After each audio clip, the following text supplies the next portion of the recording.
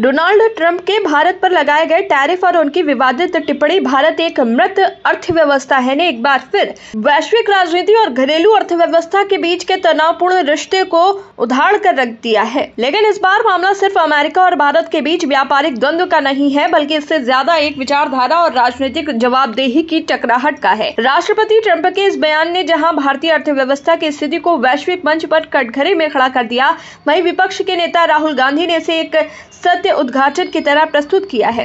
राहुल गांधी का ये कहना है कि प्रधानमंत्री और वित्त मंत्री को छोड़कर हर कोई जानता है कि भारतीय अर्थव्यवस्था मृत हो चुकी है।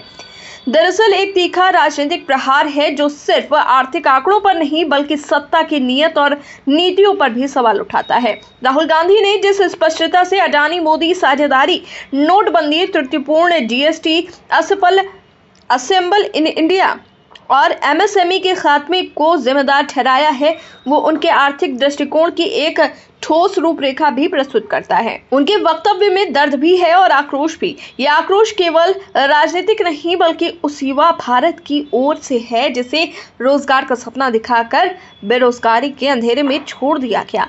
ट्रंप की टिप्पणी को लेकर भारत सरकार ने कोई औपचारिक प्रतिक्रिया नहीं दी है, लेकिन ये चुप्पी भी एक बयान है। या तो सरकार इन सवालों को अनदेखा करना चाहती है या वो वाकई नहीं जानती कि देश की साख पर चोट करने वाले इन आरोपों का कैसा जवाब दिया जाए। ट्रंप का कहना है कि भारत और रूस दोनों अपनी मृत अर्थव्यवस्थाओं को मिलकर खत्म कर सकते हैं।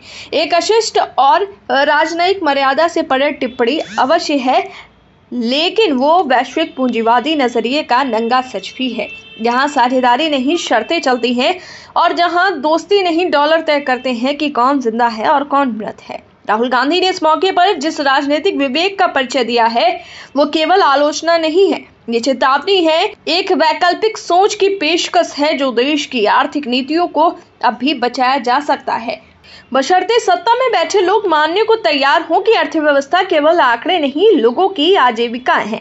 इस पूरे प्रकरण ने यह स्पष्ट कर दिया है कि भारत अब उस मोड़ पर खड़ा है जहां सिर्फ विश्व गुरु के नारे नहीं बल्कि ठोस आर्थिक सुधार और जवाबदेह नेतृत्व की जरूरत है।